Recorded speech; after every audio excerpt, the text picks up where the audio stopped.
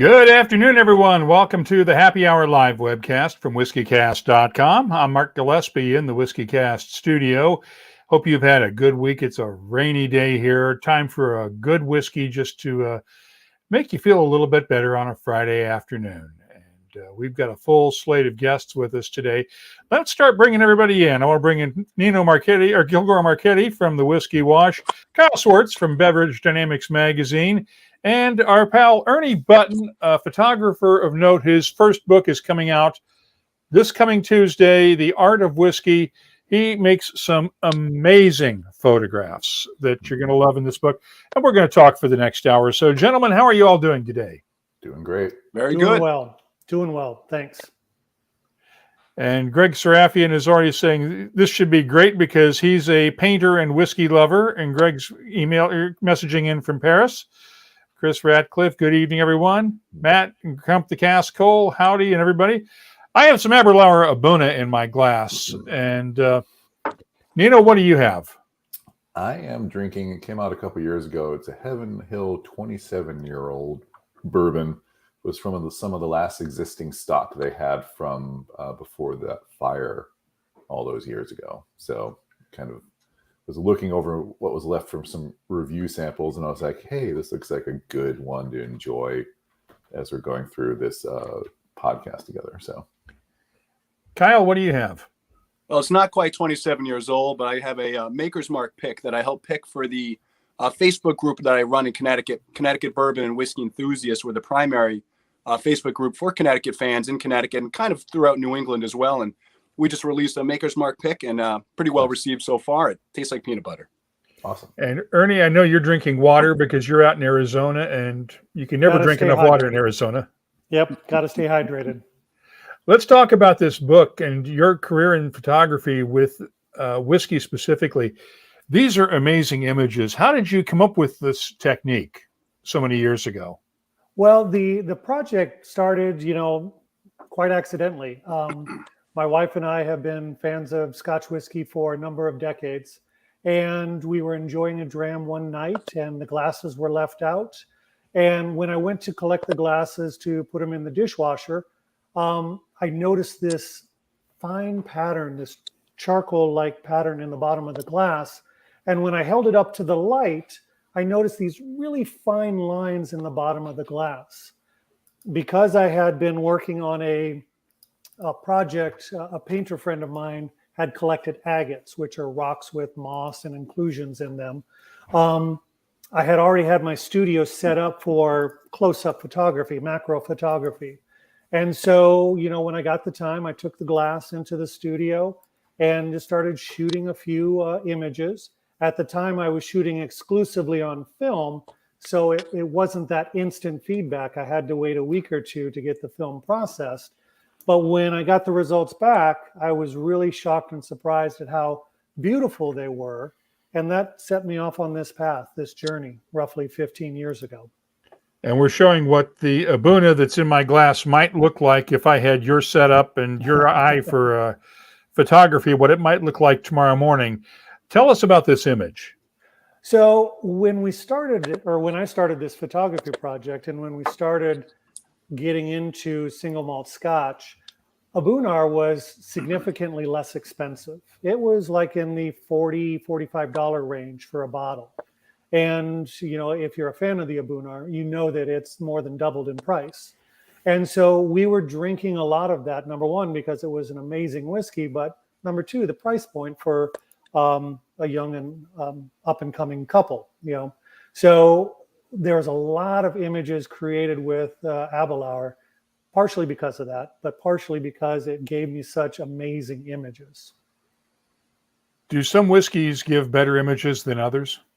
Absolutely. And what I've found through the decades of working on this is that anything that's exclusively an ex-bourbon barrel cask produces fabulous images.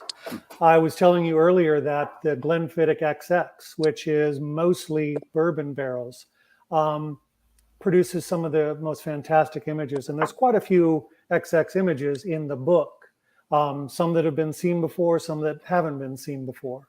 Once you start to add in finishing casks or heavily sherried casks, you can still see a rhythmic pattern, but the lines become less precise. They're a bit more diffuse. Still some wonderful patterns, but the Macallan, famous for their sherried casks, really have less specific lines. So this is purely about the image. It's not about taste. And we have a question for you from Chris Ratcliffe. And without giving up any secrets, what kind of setup do you use to get these photos, to pull the colors out? So to pull the colors out, I've got a series of lights that I use different colored gels in front of. So if you just photograph it with a middle temperature light, because light comes in more warm, more cool light, but if it's kind of in the middle, it's going to be kind of grayish yellow. So to get in those pinks and those blues and those reds, I'm adding those in camera. I'm holding up gels to the light. So this, that's adding in a little bit of a blue filter with a little bit of white light coming in from the lower right-hand corner. So at the top, you can see a little bit of reflection. At the top left part, you can see the white light reflecting with a little bit of the yellow light more toward the 12 o'clock position. These look almost like images you'd expect to see out of the Hubble Space Telescope at times. Absolutely, and that was a huge inspiration. I ended up looking at a lot of Hubble telescope images, which really pushed my photography forward when I wanted to learn how to turn them into planets. I've got a whole Whiskey Planet series that I've done a little bit of Photoshop to kind of bend them into spheres. But by and large, these aren't really Photoshop. Photoshop is kind of the generic term for using some type of photo application on your computer. I use Photoshop for color correction, for spotting, for sharpening the image, little technical things like that. But really, I'm not doing a lot of bending or transporting lines to make the image. Most of it is in camera. And not doing distortion filters or anything like that to create the lines. No. The lines that you're seeing are the lines that the whiskey is giving me. We'll come back to you in just a minute, Ernie. Absolutely. Kyle, what have you been working on these days? So we, the company I work for, we do trade magazines, including one that covers the distribution tier of the industry. I just interviewed the executive team over at Breakthrough to talk about some of their expansions recently. They recently launched a large e-commerce business-to-business platform called Breakthrough Now. They doubled down on fine wine recently. They feel like the wine industry is moving more towards premiumization when it comes to millennial and Gen Z drinkers. They see them trading up in wine. So we talked a lot about that. I also, Beverage Dynamics, the primary magazine that I'm an editor of, we covered the retail alcohol industry. And so I recently interviewed Gary and his son, Mike Fish, over at Gary's Fine Wine and Spirits, or Fine Wine and Marketplace. Apologies if I got that wrong. Gary is one of the first real innovators when it comes to bringing fine European wines into the East Coast in America, and has been one of the leading retailers on the East Coast or out of New Jersey for many, many decades. And so it was a pleasure to talk with Gary and Mike. In fact, my magazine is naming them Retailer of the Year, and that's why we interviewed them. So they're going to be the cover shoot and cover feature for our next issue. Nino, what have you guys at the Wash been working on? We're continuing to just do reviews. It's a constant stream of bottles coming in to just write about. I mean, Mark, you and I have had the chance to watch this industry just grow in leaps and bounds over the years. And I mean, it's just so much stuff out there right now, just trying to keep a handle on what's good and what's not, and talking about it and sharing it with our readers has been quite the journey. We're also getting ready to launch a barrel pick program for our followers. It's kind of something we've been kind of just quietly working on for a bit. I surveyed our readers a while ago to say, hey, what kind of brands are you guys interested in getting barrel picks from? And got that feedback and been chatting with some of the brands' barrel pick processes, and we're kind of starting to move through those now. And as much as possible, we will be having the barrel picks done in conjunction with our review team. which is a strong component of our website and something that our readership's really come to trust over the years. I'm curious, how do you do barrel picks while maintaining the editorial integrity of your review process? It becomes a bit of a firewall. So we will look at the barrels and go through each process as it stands. And then we will provide unbiased commentary on how we feel about the picks are that we've put out there. And then we float it out there to our readership to decide whether it's something they're interested in taking part in or not. That's one of the things that I've always been a little nervous about doing barrel picks for WhiskyCast, just for that very reason that it's kind of hard to separate church and state when it comes down to it.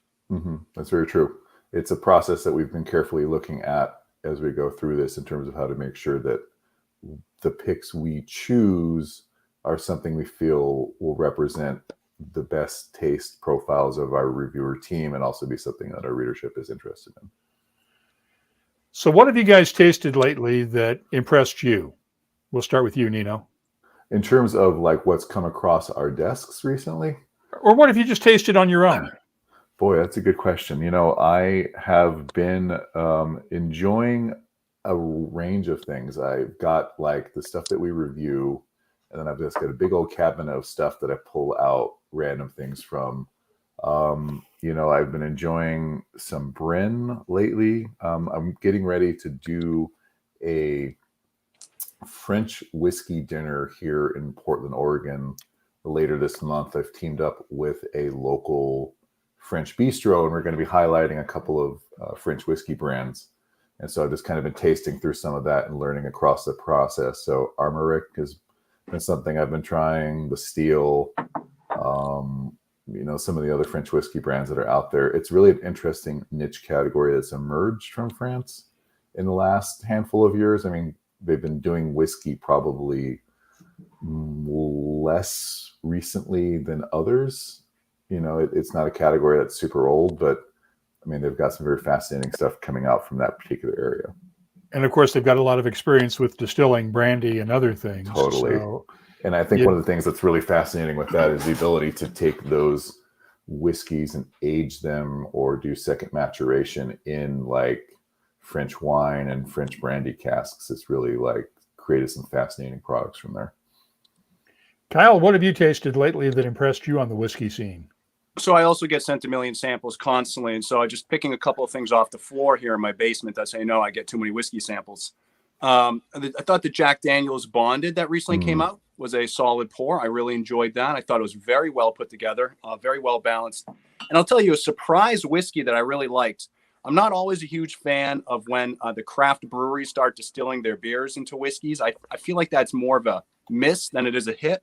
But I'll tell you that the Dragon's Milk from New Holland Brewery whiskey, it came together very well. It was a nice, sweet whiskey, easy drinking. I opened this up with a bunch of friends who are whiskey fans. Everybody liked it. I thought that was a winner recently as well. If I could jump in real quick on the subject of single barrel picks as well. Like I said, I run a Facebook group where we do a lot of picks. I think we've done 8 or 9 now. And just to throw my 2 cents in, you were talking about the separation of church and state. You know, you really have to refuse a lot of samples when you're going through picks. I mean, for every whiskey we do, we probably refuse 6 or 7. The Maker's Mark we just did, I think it was the first pick we launched in 5 or 6 months. We just couldn't find anything that aligned with what we like and what we thought our followers like. So it's definitely about, you know, finding the right whiskey and not just putting something out there to put it out there. And Agreed. our pal Greg Serafian in France says 82 distilleries making whiskey in France now. And right, it's such a small like thing. I mean, but you know, there's a lot of interesting innovation going on there. Ernie, what have you tried lately that impressed you? You know, we had the good fortune of returning to Scotland in March, you know, after being away for 3 years. And so our eyes were definitely bigger than our stomachs. But we were introduced to the Fettercairn distillery. Never had it, never heard of it before. It was one of those duty-free pickups. Wonderful whiskey, the Fettercairn 12. So we're really pleased with that pickup. I'm working on this project. Whether you love or hate the ideas of NFTs and selling whiskey as NFTs, there's a company called Metacask that's selling barrels of whiskey. Mm-hmm. And I'm creating images from those casks that are being sold and they're being packaged. And one of the end barrels that they're going to sell is a Springbank 30. Mm-hmm. And I've had a little taste of that, and that was pretty amazing. Oh, wow. Yeah. The thing I'm not a fan of NFTs, but explain to our listeners and viewers what those are, because I'm still, I have a different abbreviation for NFT, and no time with an F word in the middle. Sure. Usually is how I feel about them. Sure. But go ahead. You know, it's supposed to be something that lives on the internet, but, you know, selling whiskeys through NFTs and the blockchain has really kind of complicated that pure line of thought. Mm-hmm. And I know some people hate the idea of selling whiskey on the blockchain. Some people love it. There's this company called Block Bar that recently did an Ardbeg, and now they're being flipped for ridiculous prices. So NFT stands for non-fungible token. And in theory, it's supposed to live on the internet, and you have this virtual image that you can own, whether it's a single one-of-one image or a series of 100, you know, in that particular image. And so it uses a lot of computer power for certain cryptocurrencies, and other cryptocurrencies, they're becoming more environmentally friendly. So lots of problems with it. I totally get that, but at the same time, I'm like, I'm going to try it. I'm going to jump in. My stuff can live on the internet, whereas the whiskey, you do have to collect it at some point. We've done some reporting on NFTs, just interviewing some folks that are producing those things and doing some news stories on them. And our readership has been very much like split on it. It's a very fascinating concept, but a lot of people are very like turned off by it as well. Yeah, I'm kind of curious to see where this is going to continue to go, because it's definitely, as you said, it's something that's taking off in like, you know, those sectors. But I mean, how does it approach, you know, we already have enough issues in the industry with the whole like second market collectibles situations going on. And, you know, does NFT ultimately just throw another giant, you know, kerosene lantern into that already burning fire? I gotta have to wonder on that. Well, and with that new Ardbeg release, the answer is yes. I mean, one was going for like 2.3 million, which I don't know how many Ethereum that was, but you know, that whiskey, you want to enjoy it. You want to celebrate it with friends, and I don't want it to sit on a shelf. And that's what that's going to do. Or worse, have a beanie baby that represents this bottle that's in a safe at Ardbeg somewhere. Exactly. That you may never. Go ahead. I was going to say, I can't speak for what the value of NFTs will be long term. But I mean, in my opinion, it just seems like it's digital artwork. And, you know, people buy real life artwork. Why wouldn't they buy digital artwork? It makes sense to me.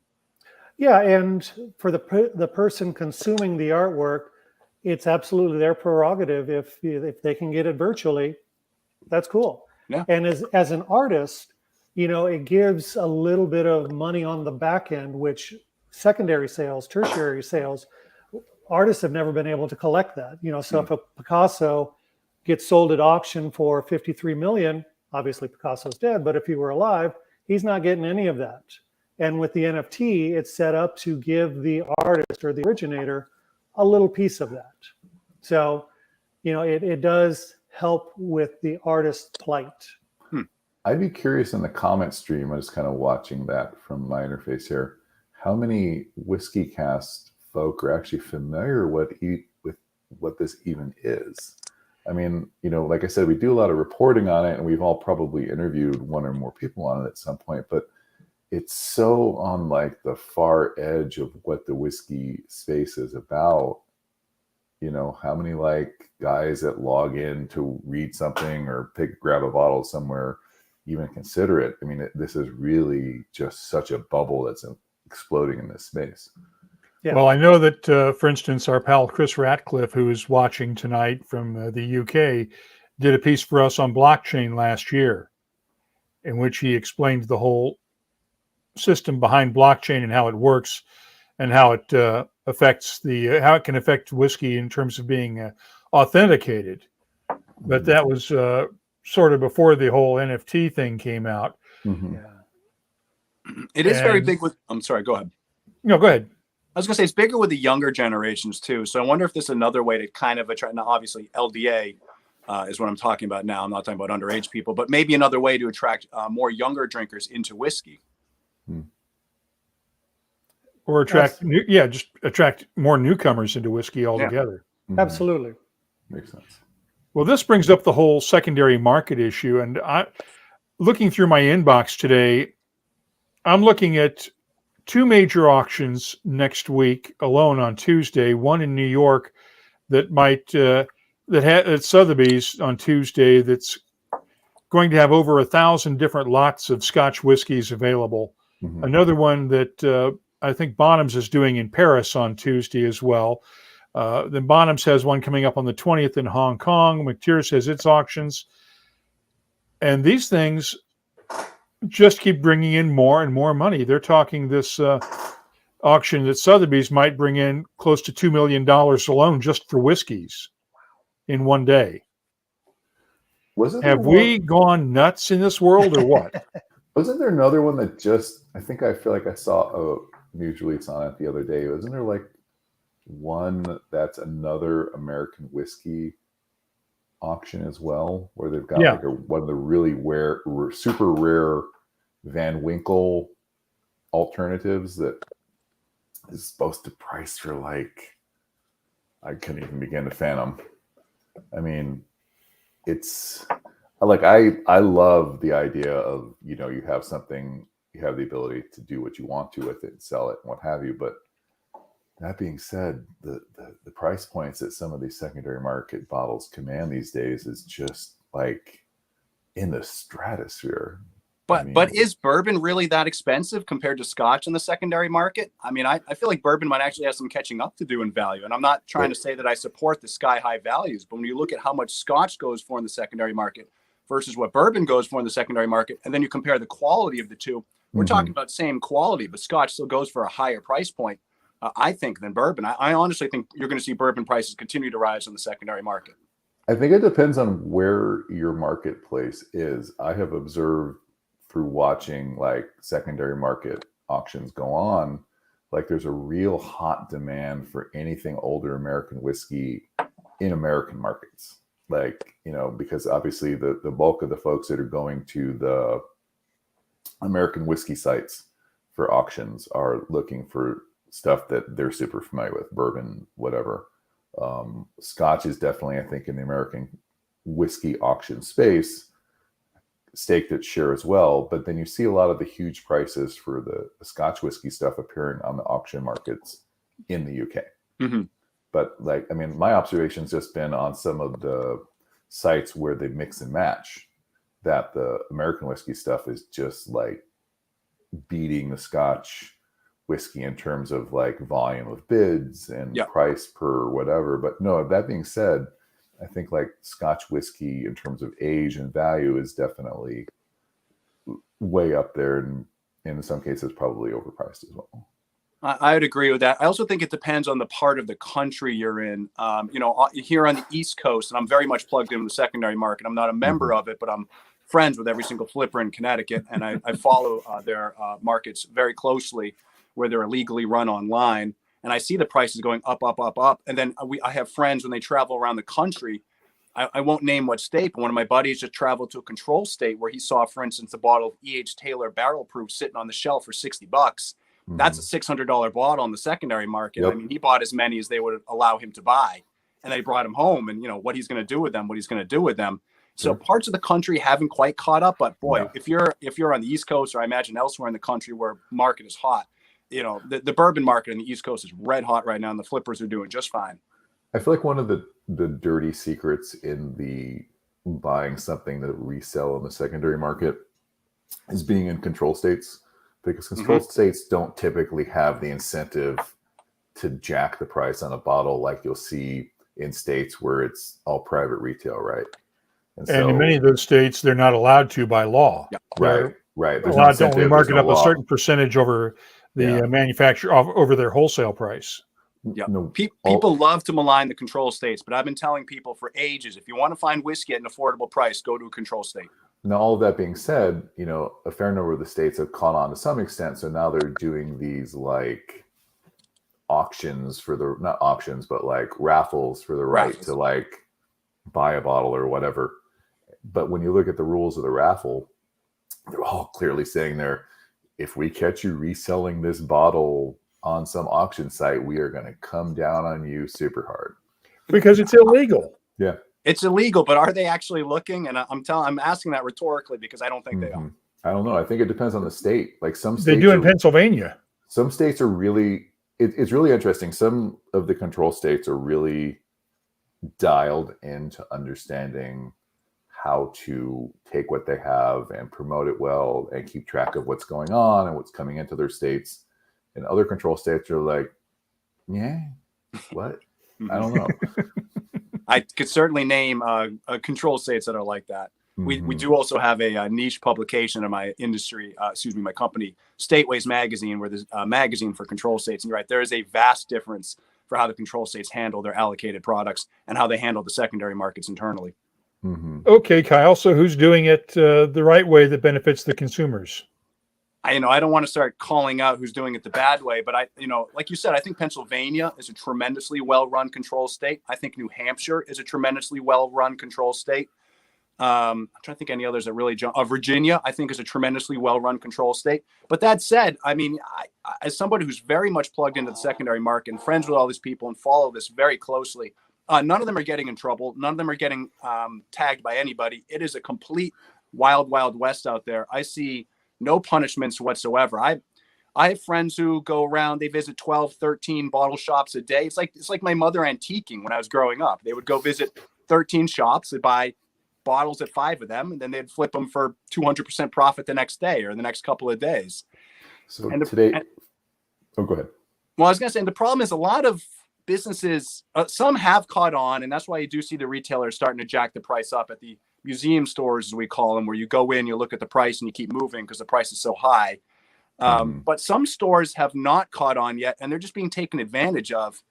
Here in Connecticut, I won't name the business, but a certain restaurant did a single barrel pick E.H. Taylor, and they were selling it on the pricier side, but it wasn't a limit per customer. So, I went in, I bought my one bottle, I enjoyed it. I'm friends with the flippers. I told the flippers, and they went in and they bought 12 each, and nobody stopped them. And finally, the store, clued into what was happening and made it one each. But these people are just, cleaning out these businesses when they don't know what they're doing. The businesses need to have a better understanding of who these people are.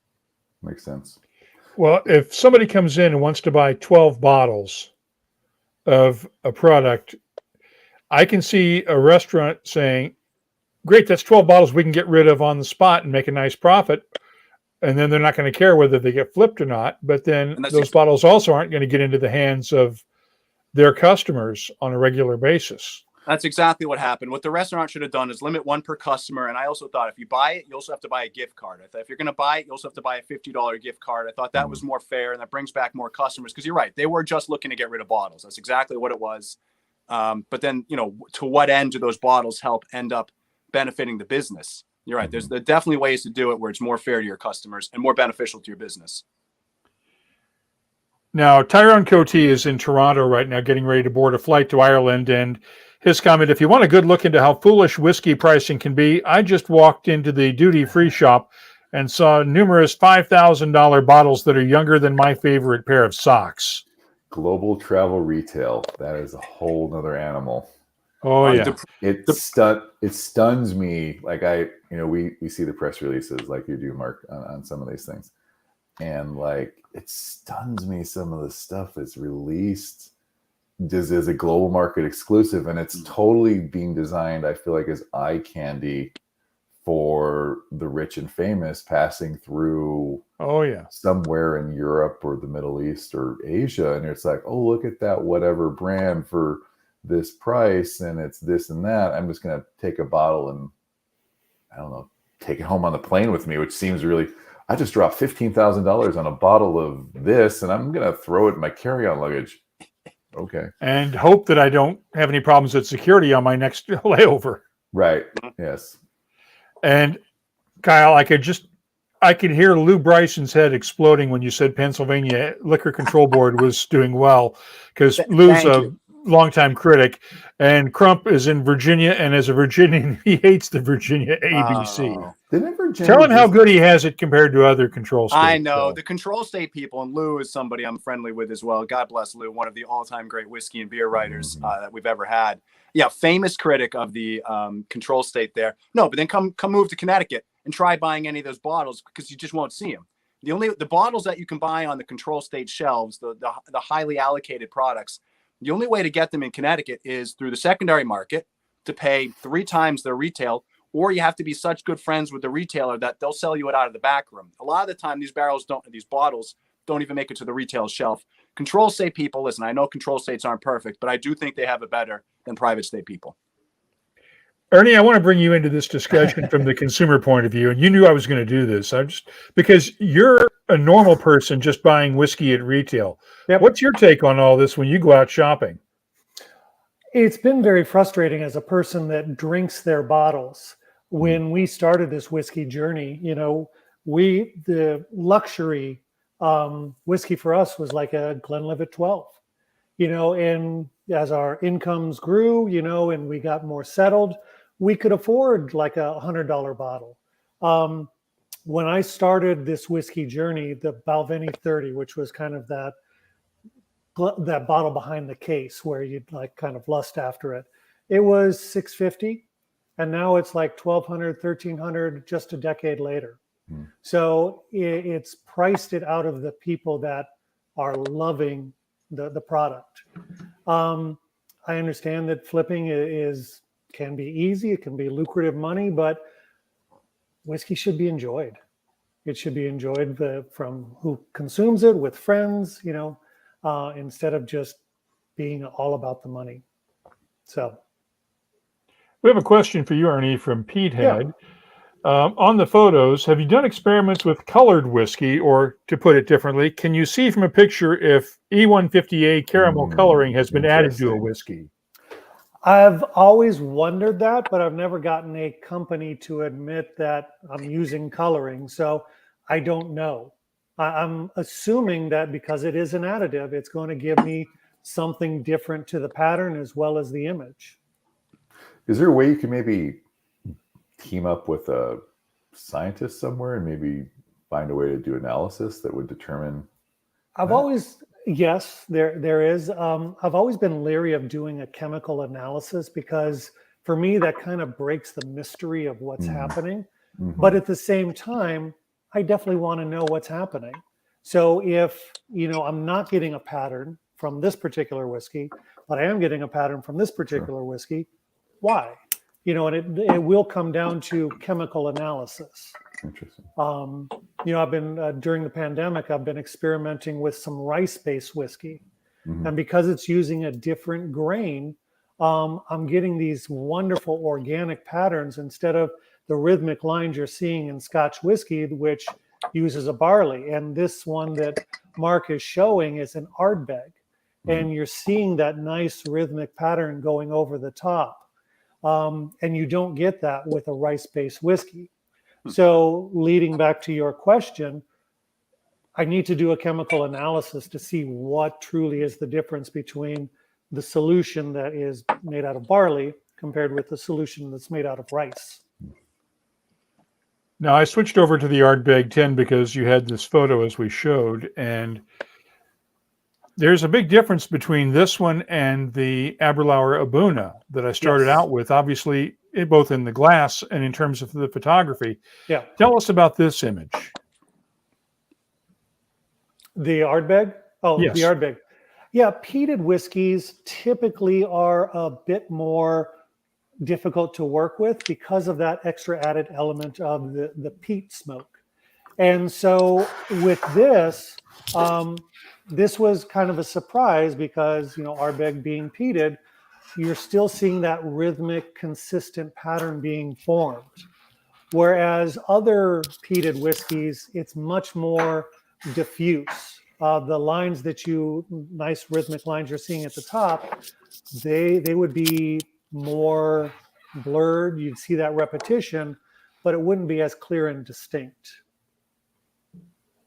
You know, that to me looks like Ardbeg. That looks like the soul of an Ardbeg whiskey to me. It's like Isla whiskey has come alive and is then my job is enticing done. us into the screen.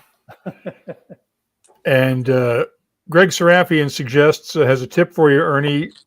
Look for German market bottles because they're required by law to mention if they have E150 interesting. coloring.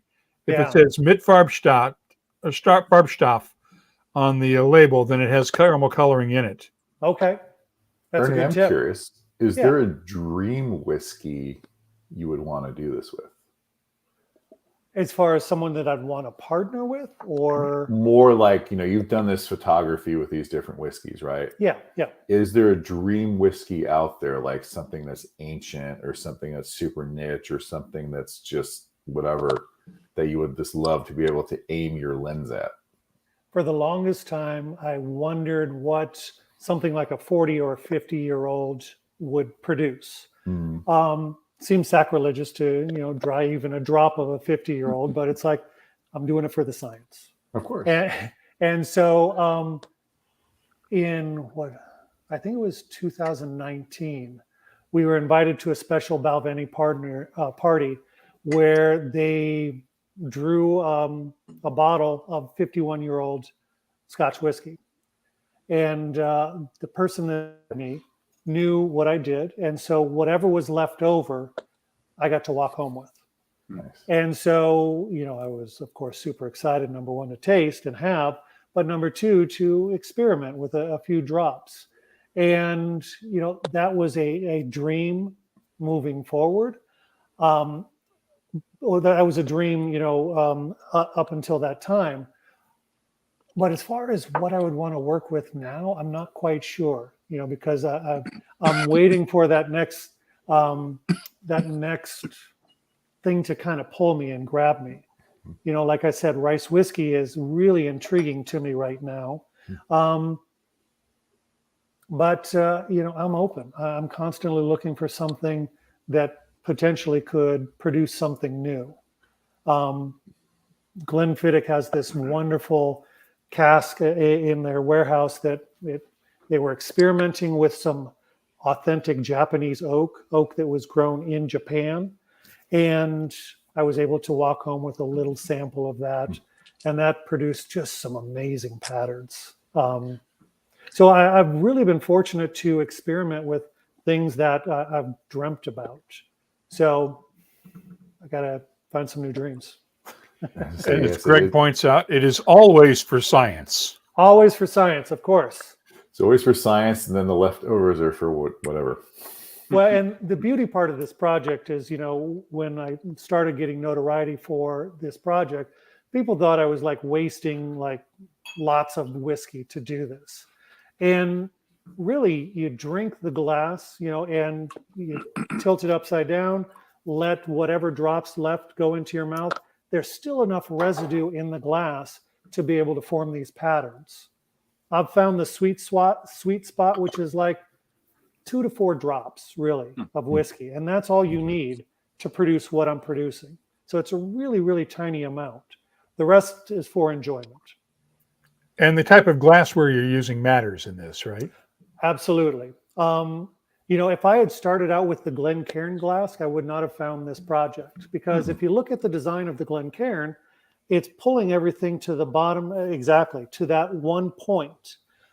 We started out with, the conventional tumbler or the rocks glass, with a flat bottom. And that's the only way that exactly what you're drinking. That's the only reason why I found this project, is because it was drawing on that flat bottom glass. As Mark's inbox starts to fill with stuff from Glencairn. Well, oh, no. Glencairn does make some flat bottom glasses, and I've experimented with those, and they've made some wonderful patterns, and they're great to drink out of. But the conventional, what we know to be as the Glencairn, doesn't work for this project. Because it has that reverse punt in the that collects everything down at the bottom. Exactly. Which makes great for shooting through the side, but it distorts it. Plus, they've also usually got engraving on the bottom of some kind with the Glencairn logo. So could you do an experiment where you just, I mean, there's so many whiskey. I mean, Mark, I'm sure you could do a whole WhiskyCast episode on just all the different types of glasses that have emerged from producers now, but could you maybe do like a photography experiment at some point with the different types of whiskey glasses that have come out from different producers? And just see, absolutely. To see what they do. The bottom of a whiskey glass is not always level. Mm-hmm. And so because of that, if it's slanted even at a little bit, it's all going to collect at that lowest point. So that's been a challenge for me, is to figure out how to, if it is not level, how to get it as level as possible. But we have a question from Chris Ratcliffe. He wants to know if you've tried other spirits like rum or cognac. You mentioned in the book that you tried white spirits at the start, and that didn't work too well. But what about rum and cognac? When I started this project 15 years ago, there really wasn't the plethora of aged spirits like there is now. I didn't even know there was a thing such as aged gin or yellow gin. And so when I started this project, I did my due diligence, and I tried tequila, and I tried rum, and I tried gin. The only thing that gave me close to that pattern was rum, because it is aged in a cask. Cognac doesn't work because of it's based out of the grape or the wine. And so it really needs to be some type of cereal, a barley, a rice, something like that. And so when I went back like over a decade later to look at more of the aged spirits, I was really surprised that a lot of them were producing interesting images. I even tried I think it's called Cristalano tequila. And that, I had to finesse that. I had to heat it up so it would dry a little bit more quickly, but that produced some really nice patterns. So yes, to answer your question, if the secret sauce is really aging in an oak cask, if it's aged in any type of oak cask or wood, it's usually going to produce it, except if it's a wine-based product. So finishing casks don't always work then? Finishing casks can definitely distort the initial product. Cognac, I've been surprised, really doesn't impact the pattern that much. But the more that they experiment with these finishing casks and length of time, that's going to change the pattern. I think you showed the difference between the Glenfiddich experimental cask and the Winter Storm. Winter Storm was the ice wine. And so underneath there in the bed, you can see a little bit of that pattern, but on top of it is the effects of the wine influencing that finished product. Whereas the experimental cask, that was that Japanese oak whiskey that I was telling you about. And you can see the wonderful patterns that are, going to that center dot, but you get to see the rhythmic patterns building. Whereas the Winter Storm, much more diffuse. And Chris Ratcliffe wants to know how much of these patterns are residue or particulate that haven't been mechanically or chill filtered out of the whiskey. I'm assuming pretty much all of it, right? Well, most of the whiskeys that I'm dealing with are non-chill filtered, or that's what the label is saying. So I'm not sure. And Greg Serafian, how about doing a book about legs and tiers of whiskey in the glass? It could be great. And of course, to explain why those legs. You actually explain this in the book, or one of your colleagues, Howard Stone from Princeton, explains it. It's all the same thing, really, right? Yeah, it is. It's the difference between the surface tension. I was very fortunate to be able to do some legitimate research with Dr. Stone. He is the complex fluids director at Princeton University, and he's the one that I reached out to try and figure out what's causing this. Why are these things forming? One of the nicest guys, unpretentious guys that you've ever met. He not only responded to the email, but he's like, we should investigate. And this is a guy that's running a very important physics lab at Princeton, and he was willing to entertain my question and do some research, and we got a published research article in a proper physics journal. So, it's quite amazing, explaining that phenomenon. Very cool.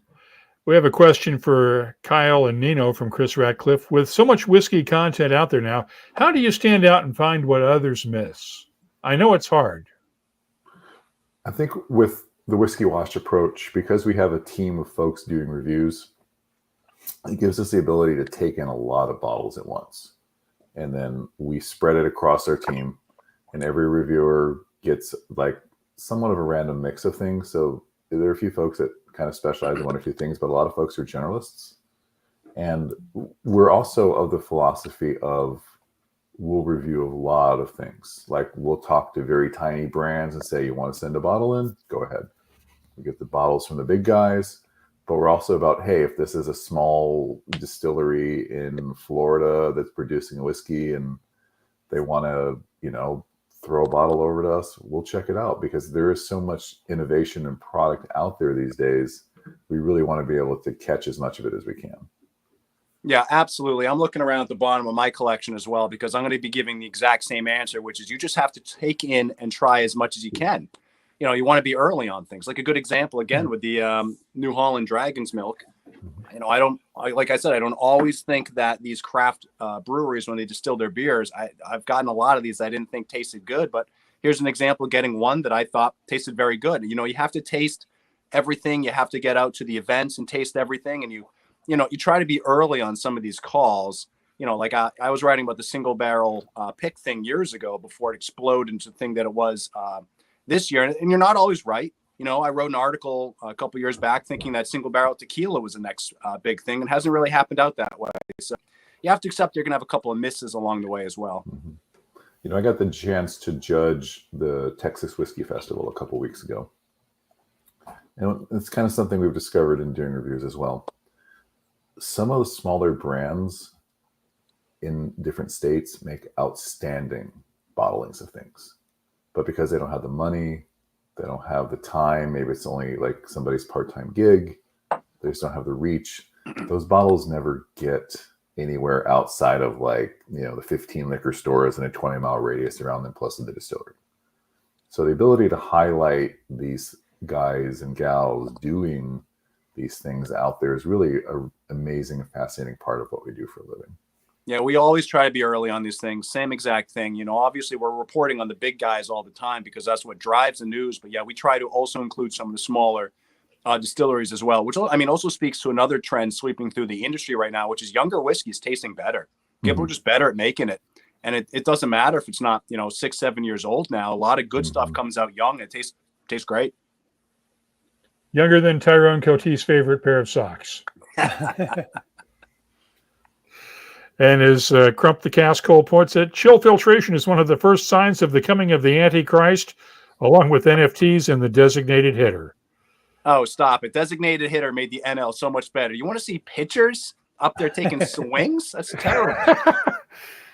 I don't even want to talk about baseball. The Phillies yacked up a 6-run lead in the top of the ninth last night to the Mets. Oh, God, that was atrocious. I'm a Red Sox fan living in Connecticut, surrounded by Yankee fans, including my own wife. So things aren't too great here either. Are you more in the southern part of Connecticut or more the northern part? Because I feel like there's a divide. Like I was born in Connecticut, so I kind of know there's a bit of a dividing line. The further north you go, more Boston. The further south you go, more New York. 100%. I'm around New Haven, so I'm down south, and I am in Yankee Town. Let me tell you, it is nothing but Yankee fans around me. It's brutal. Well, not always brutal because they've been better recently, but not this year. Crump the Cask Hole says, if you're on the field, you go to bat.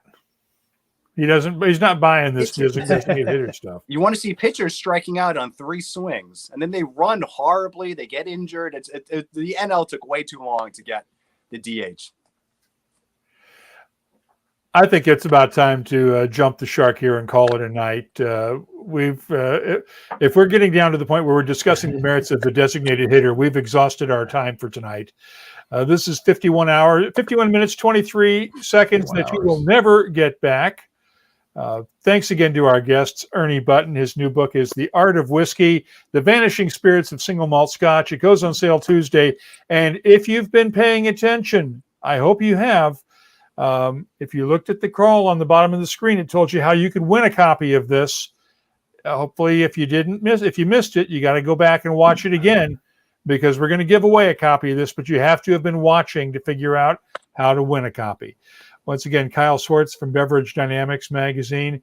Nino Kilgore-Marchetti from the Whiskey Wash. Thanks, guys. I appreciate your time, and have a great weekend. We will see you all next week on the Happy Hour Live webcast. Thanks for watching, everyone. Good night.